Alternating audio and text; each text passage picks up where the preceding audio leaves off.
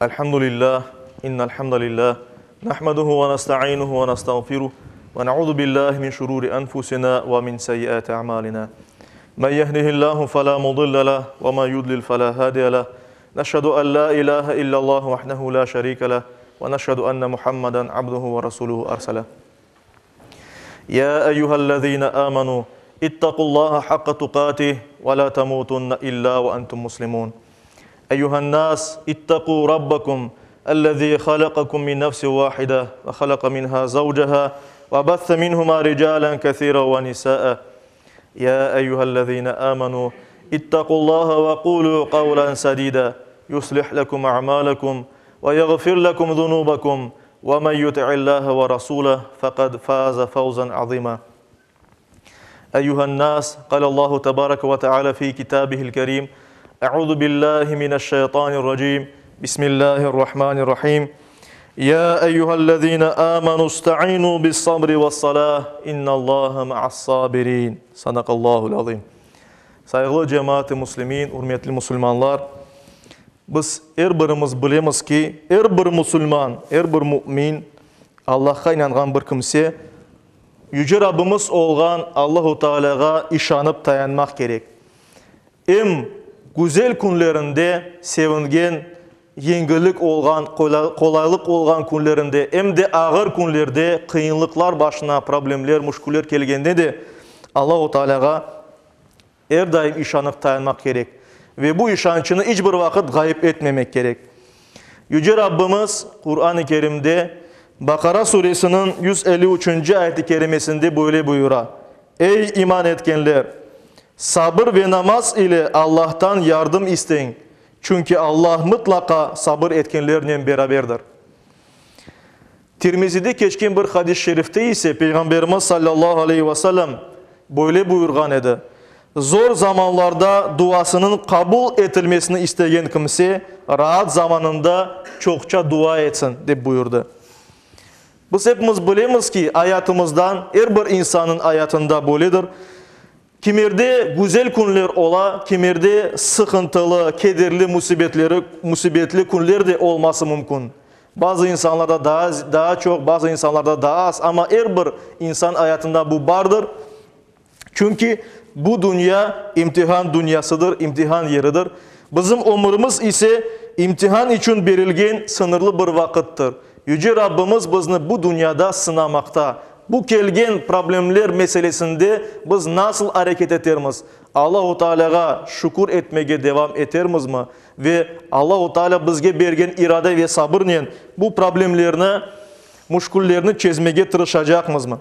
İşte mühimi olan Allah-u Teala bizge bergen bu ayet içinde iman ile Allah'a iman etip ve Allah'tan gelgen her şeye inanıp ve bunun da beraber şu imanla salih ameller, güzel ameller Allah-u Teala bizge buyurgan emirlerini ya da yasak etken şeylerden uzak olup bularını yerine getirmektir.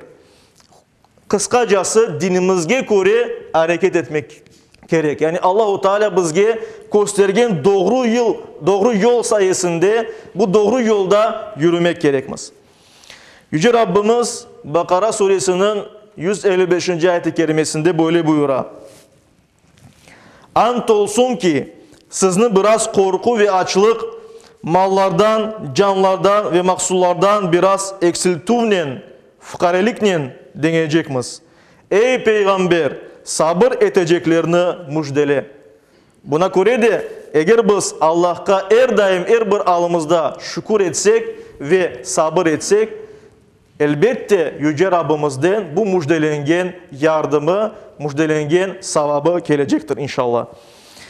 İyilikte olganı gibi saygılı cemaat-i muslimin, kıyın zamanda da Allah'a olgan imanımızdan, Allah'a olgan sevgimizden, işançtan güç almak gerekmez. Her bir Müslümanın birinci mesuliyeti bu dünyada problemler, müşküller var eken ve onların başımıza zaman zaman geleceğini bilip durup biz tedbir almak gerekmez. Tedbir alarak demek gelecekte böyle problemlerinin kendi başımıza gelmemesini teminlemek gerekmez.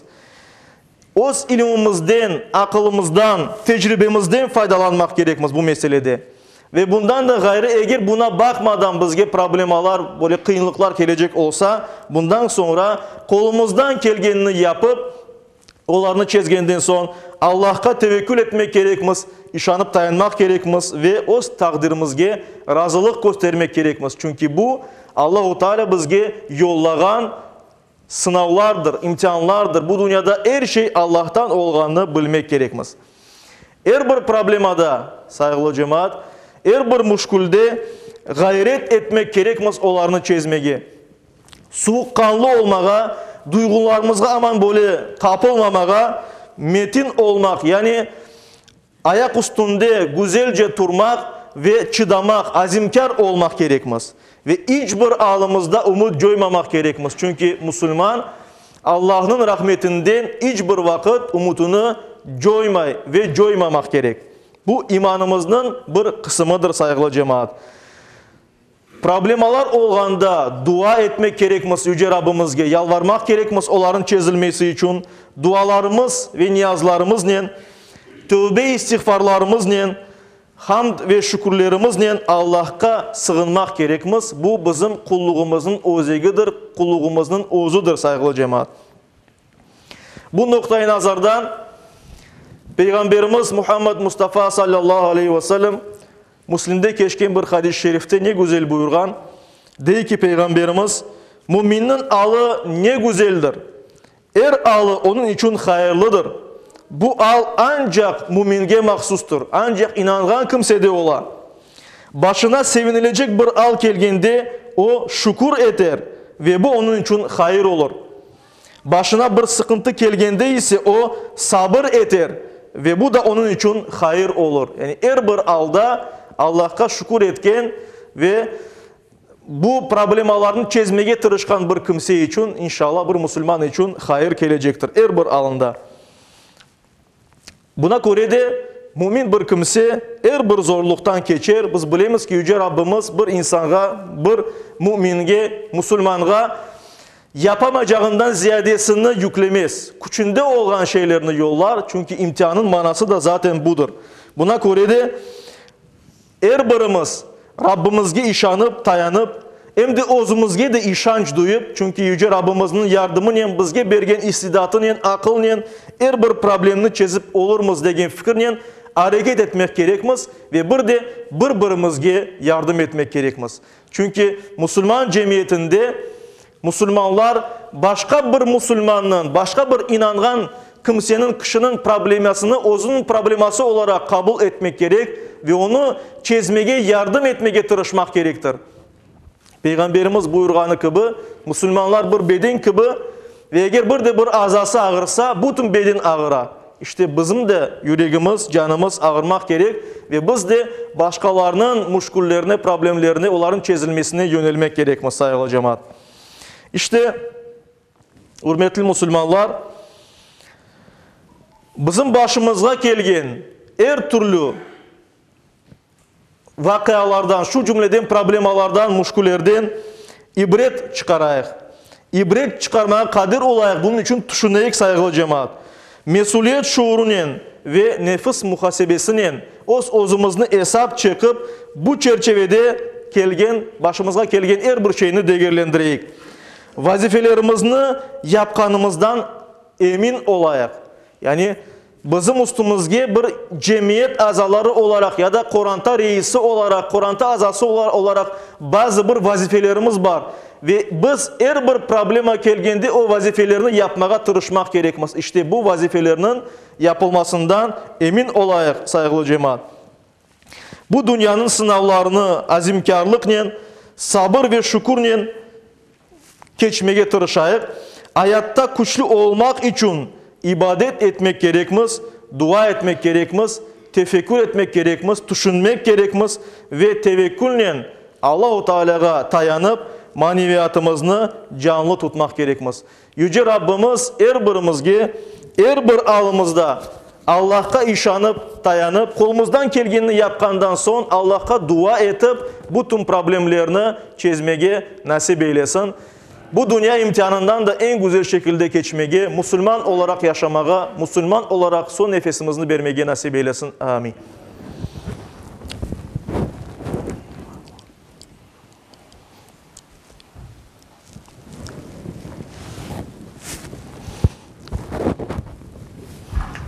Elhamdülillah ve salatu ve selamu ala Resulillah ve usikum ve nefsel asayete bi takvallah. İnna Allah ve melaiketehu yusallun alen nebi. Ya eyyühellezine amanu sallu aleyhi ve sellimu teslima. Allahümme salli ala seyyidina. وارض اللهم عن خلفاء الأربعة أبي بكر وعمر وعثمان وعلي وعن سائر الآل والصحابة والتابعين ومن تبعهم بإحسان إلى يوم الدين وعنا معهم بعفوك وكرمك يا أكرم الأكرمين ويا أرحم الراحمين. اللهم أعز الإسلام والمسلمين. اللهم أعز الإسلام والمسلمين.